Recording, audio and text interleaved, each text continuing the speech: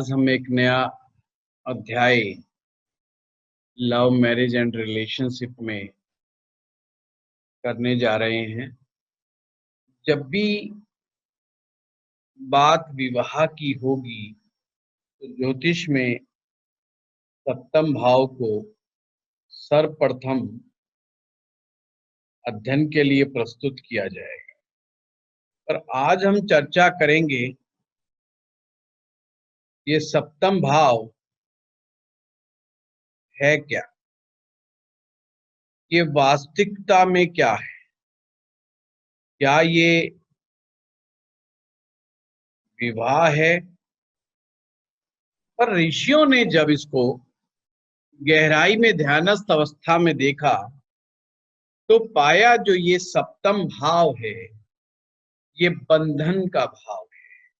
हमारे ज्योतिष में जो बंधन शब्द है वो अपने आप में बहुत इंपॉर्टेंट है, क्योंकि बंधन का मतलब है बंध जाना, किसी के साथ बंध जाना।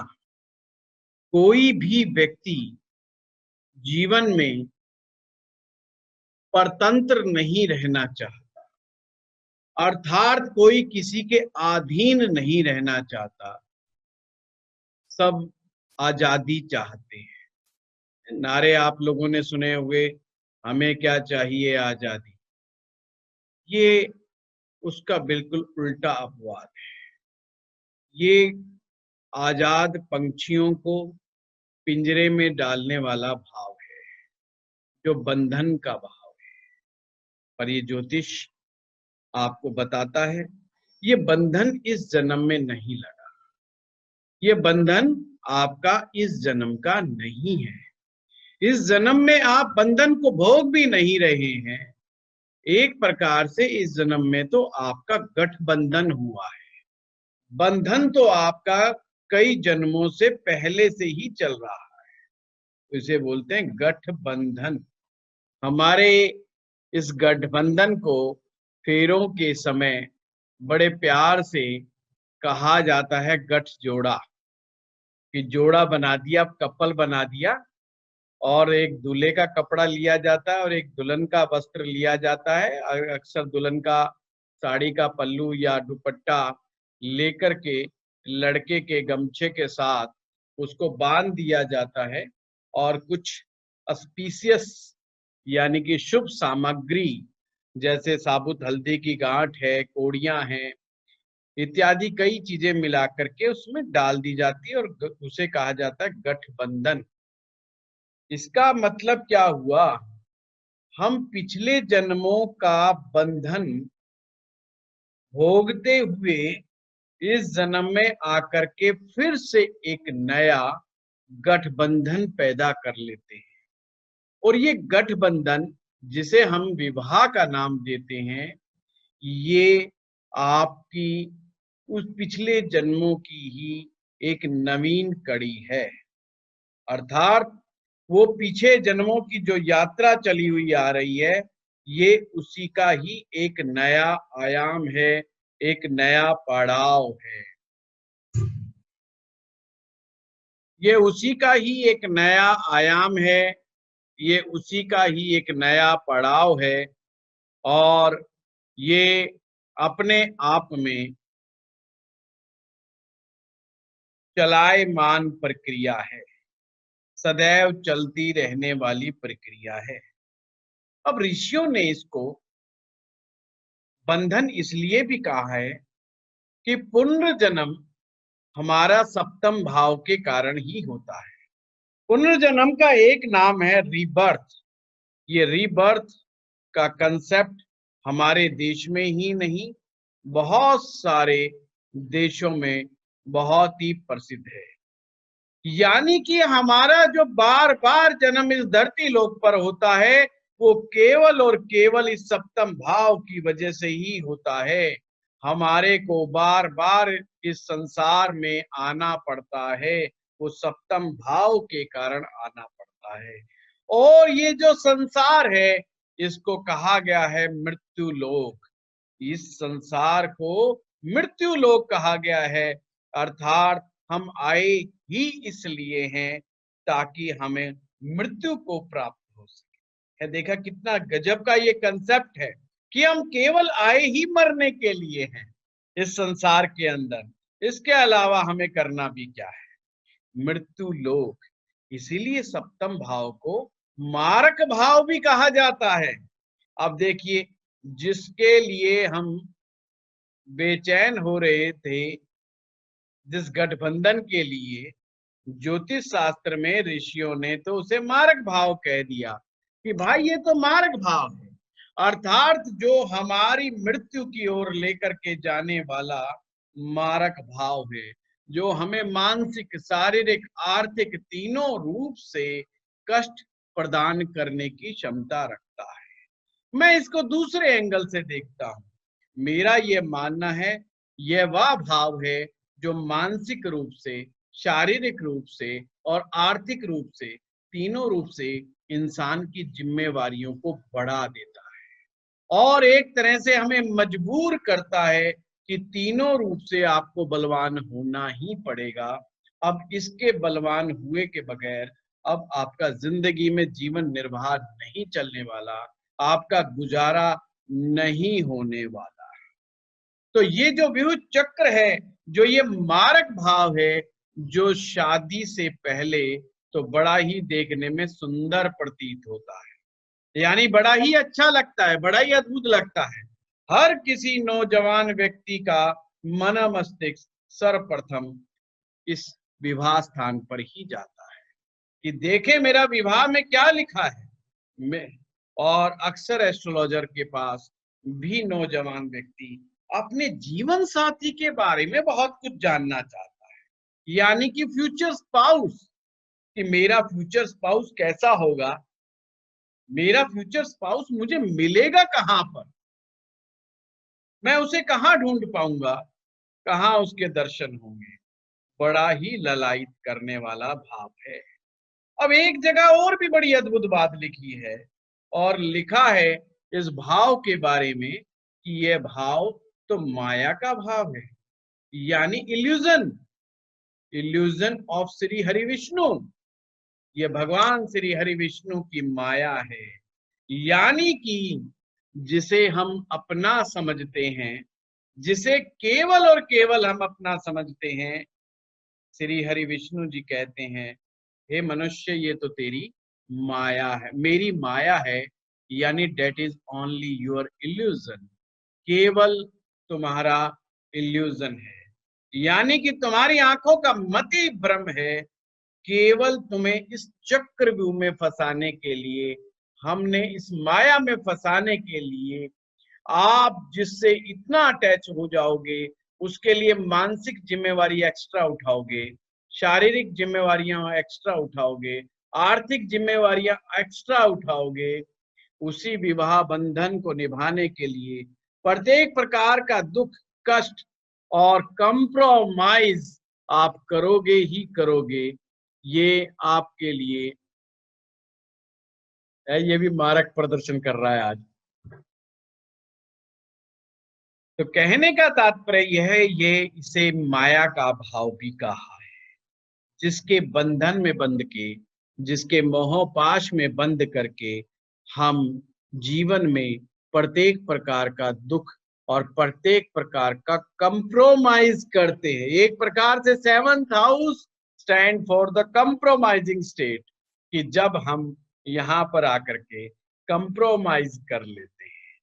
अब सबसे बड़ी बात तो है नौजवान युवक और युवतियों की, जो अपने जीवन साथी को खोजने के लिए चल निकलते हैं और इस तलाश में कहीं तो किसी दिशा में, किसी स्थान पर उनका जीवन साथी मिल जाए किसी भी तरह से, पर वो जानते नहीं है कि उनके जीवन साथी का स्वरूप कैसा है और वो किस स्थान पर मिलेगा। परंतु जन्म पत्रिका में वो अद्भुत क्षमता है कि वो बताने में सक्षम है कि आपका जीवन साथी वो ही मिलेगा जो पिछले जन्म में जिसको छोड़ के आए हो, जिसके साथ आपका कर्म अधूरा है। फिर से मैं बता रहा हूं, वही जीवन साथी मिलेगा जिसके साथ आपका कार्मिक बंधन अभी अधूरा है, शेष बच गया। यही कारण है हमारे यहाँ पर पति पत्नी का जो साथ है वो 7 जन्मों का कहा गया है। अब ये 7 जन्म कोई ऐसे ही नहीं आ गया। अब जब आप ज्योतिष की गहराइयों में जाएंगे, ये 7 जन्म पति पत्नी का जो साथ, और कमाल की बात, आपको जो आपकी संतान है ना, वो भी इधर उधर से ऐसे ही नहीं मिलने वाली है। वो भी वही लोग हैंगे, वही आत्माएं आपके इस जीवन में प्रवेश करेंगी जिनका कर्जे का लेन देन आप अधूरा छोड़ करके आए हो, जिसका लेना देना आप छोड़ करके आए हो। और फिर वो सप्तमांशा कुंडली के रूप में अवतरित होगा। सप्तमांशा, सप्तम का अंश, 7वां अंश है वो, यानी कि 7 जन्मों के कार्मिक संबंधों का परिणाम आपकी संतान, वो आपके सप्तमांशा के रूप में उभर करके सामने आता है। बड़ा ही गहरा विज्ञान है। एक प्रकार से ये कहा जाए, वैसे तो कार्मिक बंधन, कार्मिक पुण्य और जो भी है, वह सब चीजें बड़ी गहरी हैं। इनको समझना मुश्किल होता है, कर्मास को समझना बड़ा मुश्किल होता है, ऐसा कहा जाता है। परंतु सबसे ज्यादा गूढ़ता लिए हुए जो बंधन होता है वो है आपका रिलेशनशिप का कर्मा। रिलेशनशिप के कर्मा से ज्यादा गूढ़ आपके संसार में कुछ भी नहीं। तो यहां पर एक चीज क्लियर हुई कि कुंडली को मालूम है, आपके जन्मांक को मालूम है, आपकी जन्म पत्रिका को मालूम है कि इस जन्म में आपका स्पाउस कैसा होगा, और उसे ये भी मालूम है कि वो कहां पर मिलेगा। कहां पर मिलेगा का मतलब है किस स्थान पे मिलेगा, किस अवस्था में मिलेगा। ट्रेन में मिलेगा, कि बस में मिलेगा, कि मंदिर में मिलेगा, कि आपके ऑफिस में मिलेगा, कि स्कूल में मिलेगा, कि कॉलेज में मिलेगा, या लाइब्रेरी में मिलेगा, या हिंदी की बॉलीवुड फिल्मों की तरह कहां पर मिलेगा। नाव में मिलेगा कि जहाज में मिलेगा, कहीं पर भी मिल सकता है। ज्योतिष में 12 भाव हैं और 12 भाव में वो कहीं भी मिल सकता है। तो क्या आप लोग तैयार हैं ये समझने के लिए कि जीवन साथी कहाँ पर मिलेगा, किस तरह से? बड़ा मजेदार सा कंसेप्ट है, ये आपको एंजॉय देगा, ये आपको एंजॉय देगा। और आप भी याद कीजिए अपनी पुरानी यादों को कि किस प्रकार से आप मिले थे, और सूत्रों को कसौटी पर कसिए और पाएंगे कि कितना परसेंट ये ठीक होता है, कितना परसेंट ठीक नहीं होता है। पर हाँ, ये मान के चलें काफी नियर पहुंच जाएंगे, काफी नजदीक होंगे आप उस पॉइंट के। और वैसे तो मैं सच मानो, सच बताऊं तो प्रैक्टिकली कोई बहुत विशेष यूज नहीं है जिनकी शादी हो चुकी है। पर जिनकी शादी नहीं हुई है उनके लिए ये आप बड़ा चमत्कारिक रूप से, आप अगर प्रेडिक्शन देना चाहते हैं तो आप देख सकते हैं कि उन्हें अपना जन्म कुंडली देख करके कैसे पता कर सकता है कोई व्यक्ति कि किस स्थान पर उनकी अपने जीवन साथी से मुलाकात होगी। अब आइए यहाँ पर फिर से हम सप्तम भाव की तरफ दौड़ लगाते हैं। सप्तम भाव तो आपको मालूम है, हम बार बार कह रहे हैं ये विवाह का भाव है। अब चलिए एक उदाहरण ले लेते हैं, किसी की कुंडली लेकर के हम सूत्र की बात करेंगे। चलो मेष लगन की कोई कुंडली उठाते हैं, ऐसे ही हाइपोथेटिकल कुंडली उठा लेते हैं।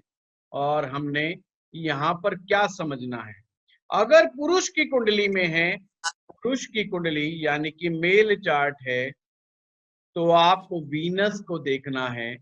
अगर फीमेल चार्ट है तो आपको जुपिटर को देखना है। अब यहाँ पर आपको 2 सूत्र बताऊंगा, और 2 सूत्रों में चीजें मिल जाएंगी, आपको काफी हद तक चीजें मिलेंगी। अब जैसे फॉर एग्जाम्पल कि अगर ये मेष लगन की कुंडली है और शुक्र लगन पर आकर के मिला, कि मान लीजिए कि वीनस उस व्यक्ति के फर्स्ट हाउस में आ गया, शुक्र फर्स्ट हाउस में प्लेस्ड है, तो आप पाएंगे जीवन साथी स्वयं उसके पास आया है।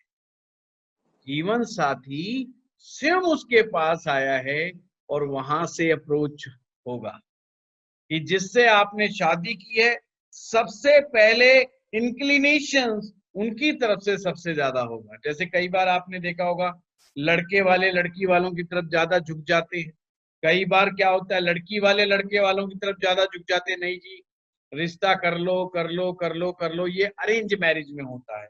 पर कई लव मैरिज में अक्सर लड़के की कुंडली में देखें तो लड़की स्वयं उसके पास आती है और उसे प्रपोज करती है या उसकी तरफ अट्रैक्ट होती है, और पहला अटेम्प्ट अक्सर लड़की की तरफ से होता है। अगर ये मेष, अगर इसी प्रकार से ये मेष लगन की कुंडली है, अगर ये मेष लगन की कुंडली है, तो अगर हम मिथुन लगन की कुंडली माने, अगर कोई मिथुन लगन की कुंडली है तो हमने, और वो फीमेल चार्ट है, तो हमने यहाँ पे क्या देखना है, सप्तम भाव में पड़ी हुई राशि और उसका राशि का स्वामी, सप्तम भाव में पड़ी हुई राशि और उसका स्वामी कहां पर बैठा है। तो सपोज करो मिथुन लगन हुआ तो वहां पर सप्तम भाव का स्वामी गुरु हो जाएंगे, और गुरु लगन पर बैठ जाए तो इसका मतलब स्पाउस स्वयं उससे आकर के मिलता है, यानी कि स्पाउस स्वयं उसकी तरफ इंक्लाइंड होता है, पहला अटेम्प्ट वो करता है। ये एक सूत्र बना। तो आपको समझना पड़ेगा सबसे पहले कि किस भाव से क्या क्या चीजें देखी जाती है। चलो एक उदाहरण और ले लेते हैं हम।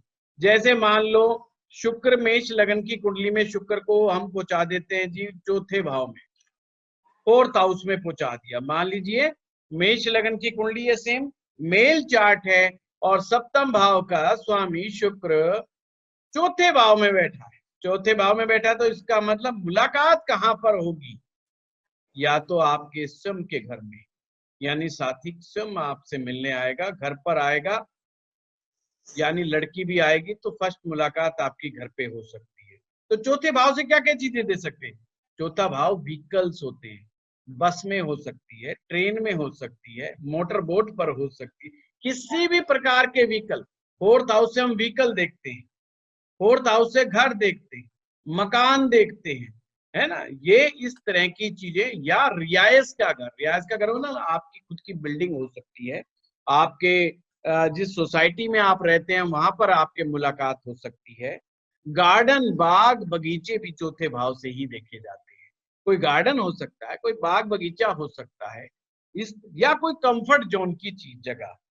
कंफर्ट जोन के लिए हम अक्सर सैलून में जाते हैं, हम जो है सैलून में जाते हैं, स्पा सेंटर में जाते हैं, मसाज सेंटर में जाते हैं, ये चौथे भाव में ये सब चीजें देखी जाती हैं। आप इन तरह से इन इन सब भावों से आप चीजों को बना बना करके देख सकते हैं। नंबर एक बात, अगर यहां से ये कंसेप्ट ना लागू हो, एक अगर यहां से ये कंसेप्ट ना लागू हो तो आपने दूसरा कंसेप्ट लगाना है। सेम इसमें शुक्र से, जहां पर भी शुक्र है उसके सप्तम भाव में जो भी राशि फॉल करती है, उस राशि का संबंध जिन जिन जगहों से, जिन जिन स्थानों से होता है, फिर जीवन साथी की मुलाकात वहां पर होती है। तो आपको समझना पड़ेगा कि जैसे मान लो यहाँ पर मेष राशि है, मान लीजिए मेष राशि आती है, तो मेष राशि में रैम, रैम मैंने मेंढा। अब मेंढा कैसा होता है, अब रैम वो कोई पहाड़ी हिल स्टेशन हो सकता है, वो कोई मैदान हो सकता है, वो क्योंकि उसमें एनर्जी बहुत है, खेल कूद का मैदान हो सकता है, कोई एडवेंचर गेम का स्थान हो सकता है, कोई पहाड़ी इलाका हो सकता है। इस तरह के स्थानों को आपको चिन्हित करना पड़ेगा। थोड़ी सी प्रयास करने पर, थोड़ी प्रैक्टिस करने पर ये चीज आपको समझ में आएगी। इसी प्रकार से लड़की के केस में लड़की ने ये देखना है कि भाई ये कहां पर क्या बैठा हुआ है। तो मैंने तो अभी उदाहरण सीधा शुक्र से और गुरु से उठा लिया, परंतु उसे अपने सप्तम भाव से उठाना है, उसे अपने सप्तम भाव से उठाना है, कि सप्तम भाव का स्वामी कहाँ गया। अब मान लीजिए किसी का सप्तम भाव का स्वामी तीसरे भाव में बैठ गया, तो तीसरा भाव क्या है? तीसरा भाव है इंटरनेट, कम्युनिकेशंस का प्लेस, या कोई जिम खाना, या कोई पहलवान का जो अखाड़ा, या किसी प्रकार का खेल का मैदान, ये तीसरे भाव से संबंध रखता है। तो जीवन साथी आपको कहाँ मिलेगा? जीवन साथी की मुलाकात सबसे पहले वहां होने के संकेत सबसे पहले वहां पर मिलते हैं। सूत्र नंबर 2 कि उस व्यक्ति की कुंडली में ये देखिए कि शुक्र से सप्तम राशि कौन सी फॉल करती है, सप्तम भाव में कौन सी राशि फॉल करती है, उसी से चीज आपको क्लियर हो जाएगी। या तो पहले नंबर वाले में ही सिम्टम्स मिल जाएंगे, अन्यथा दूसरे वाले में मिला करके देखिए। ये आपकी पहली मुलाकात का सूत्र है कि आपको जीवन साथी किस प्रकार से मिलेगा।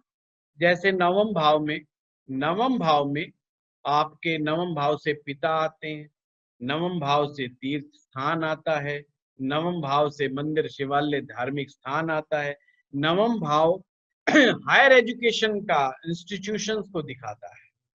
और अगर धनु राशि फॉल कर रही है तो सिंपल सी बात है, लाइब्रेरी है, हो सकती है, आपके पढ़ने का स्थान हो सकता है, कोचिंग सेंटर हो सकता है।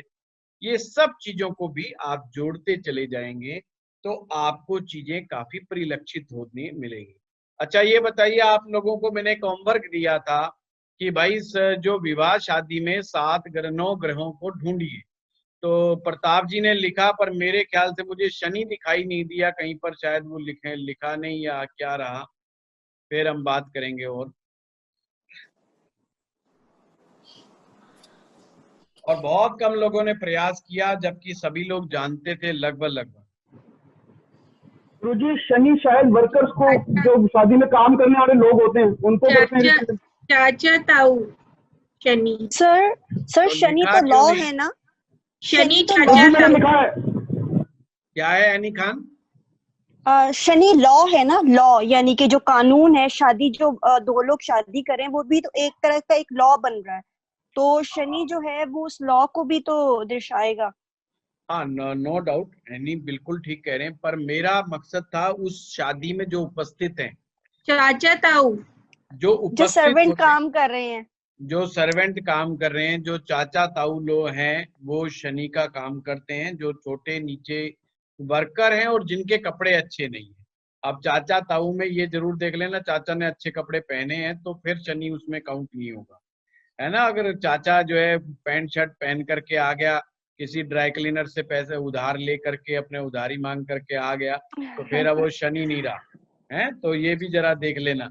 तो नौकर या जिन लोगों के कपड़े बहुत अच्छे नहीं होते, या ऐसे लोग जो केवल बिना बुलाए, कुछ लोग गरीब लोग जो घुस जाते हैं अक्सर शादियों में, सिर्फ उनका एक मकसद होता है भोजन का प्राप्ति, कि कुछ भोजन मिल जाए, उनको थोड़ा सा फूड मिल जाए, तो ऐसे भी आप उसको भी काउंट कर सकते हैं।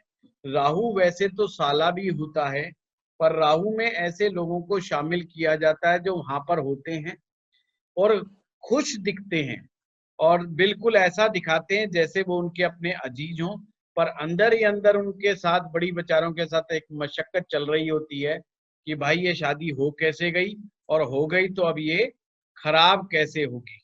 इस तरह की चीजें चलती हैं, तो उन्हें हम राहु से हम चीजों को देखते हैं। तो गुरुजी फूफा जी जैसे लोग जो होते हैं फूफा जी की कुछ नहीं होती, उसका नाम ही फू और फा है। उसे पता है कि अब फू और फा में दम नहीं बचा है, अब जो है अक्सर नाराज रहते हैं, परेशान रहते हैं, जलते रहते हैं, इस तरह से ये वही रहते हैं जिनके ससुर अभी जीवित हैं। उन्हें पता है केवल एक ही बंदा है जो तुम्हारी सुनेगा, बाकी इस पूरी बारात में कोई ना मानने वाला ना कोई सुनने वाला। गुरुजी एक्स बॉयफ्रेंड क्या होगा इसमें अगर शादी में आया हुआ है तो? एक्स बॉयफ्रेंड राहु होगा। अच्छा भाई, वही तो खुराफात करने के सबसे ज्यादा संकेत है ना। जी तो जी जी लड़की वाले है ना क्या करते हैं, फिर उस बिल्डिंग लगा देते हैं उसके पीछे, ये जी जी। ध्यान रखना इसका है, और इसको जी टेंट के पीछे ले जाना है, तो 4 लौंडे भी सही लगा देते हैं वो है। जी जी। सर इस लिस्ट में बुआ सास, चाची सास ये लोग भी बहन होंगी? बहन बेटी बुआ मौसी सब बुध ग्रह से आते हैं। बहन बेटी बुआ मौसी सर अपनी नहीं, ससुराल वाले। कोई हो दोनों पक्षों से ही वो सब ये देखे जाते हैं। देखिए मैं ये छोटी छोटी ना प्रैक्टिकल प्रैक्टिस कराता इसीलिए हूँ ताकि आप एस्ट्रोलॉजी को प्रैक्टिकली इम्प्लीमेंट कर सकें। अगर आप अपनी प्रैक्टिकल लाइफ में कहीं ज्योतिष को नहीं देख पा रहे हैं तो ये समझ लीजिए कि ज्योतिष समझ में भी नहीं आ रहा। जब तक हम उनको ग्रहों के मापदंड से नहीं देखेंगे, जब तक हमें चीजें नहीं समझ में आएंगी, है ना। जब घर में कोई चाचा आए तो उसको शनि ग्रह की तरह जब तक आप नहीं देखेंगे, जब तक आपको आनंद नहीं आएगा ज्योतिष पढ़ने में, है ना। ननिहाल पक्ष को कहाँ से देखना है, केतु ग्रह से देखना है कि किससे देखना है, ये सब चीजें आपको याद होनी चाहिए। इससे आप समझ जाएंगे कोई व्यक्ति अपना रोल क्यों कैसे अदा कर रहा है। अगर जिसकी शादी में जो व्यक्ति गलत रोल अदा कर रहा है वो अपनी कुंडली जाकर के देख, ये ध्यान रखना बस। वो जो भी रिश्तेदार उससे नाराज होगा या उसको परेशान करेगा या कोई विघ्न डालने की कोशिश करेगा, तो आपने ये समझ लेना है कि किसी के पीछे से आवाजें आ रही हैं, प्लीज वो बंद करें जिसके पीछे भी हैं तो, क्योंकि मैं पकड़ नहीं पा रहा हूँ उसे। आप बंद हुई हैं तो आपने उन्हें अपनी कुंडली में देखना है कि भाई क्या मामला क्या है, ये फलाना आदमी क्यों परेशान कर रहा है। तो आप उस दूल्हे की कुंडली में या दुल्हन की कुंडली में पाएंगे, बिल्कुल सटीक निष्कर्ष पे पहुंच जाएंगे कि फलाने आदमी ने क्या हुआ। अब कभी कभी कुछ लोगों की शादी के अंदर कुछ पंगे और दंगे भी हो जाते हैं। पंगे और दंगे का मतलब होता है लड़ाई हो गई, झगड़ा हो गया, मार पिटाई हो गई, और बैंड बाजे वाले आपस में लड़ मरे, हलवाई आपस में लड़ मरे, या जो बरातियों की और उनकी लड़ाई आपस में हो गई, झगड़ा हो गया, फसाद हो गया, पड़ोसियों से झगड़ा हो गया, घोड़ी भाग गई, मिस हैपनिंग हो गई है, कोई जो है किसी का सिर फूट गया, किसी का कुछ हो गया, कोई रूस गया, कोई मन गया, कोई पड़ोस में डेथ हो गई। अब अचानक से किसी के पड़ोस में डेथ होगी तो आप बाजा कैसे बजाओगे, डांस कैसे करोगे, सामाजिक बंधन आपके ऊपर लग जाएगा। ये योग जब होता है जिन लोगों की कुंडली में शनि ग्रह की सप्तम भाव पर हो जाए या सप्तमेश के साथ संबंध बन जाए। फिर से मैं बता रहा हूं, शनि ग्रह की दृष्टि सप्तम भाव पर आ जाए या सप्तमेश के साथ शनि ग्रह का किसी भी प्रकार का रिलेशनशिप डेवलप हो जाए, तो there is lot of chance कोई ना कोई विघ्न, कोई ना कोई बाधा, कि जिस गाड़ी में जा रहे थे गाड़ी का ही पंचर हो गया, दूल्हा खड़ा है सड़क के ऊपर, 3 घंटे से बात ही नहीं बन रही है उसकी बेचारे की, है सारे बाराती पहुंच गए, दूल्हा नहीं पहुंच रहा है, लोग सोच रहे हैं कहीं शराब शरूब पी के तो नहीं पड़ गया, कहीं पकड़ पकड़ के लाओ, ढूंढ ढांड के लाओ।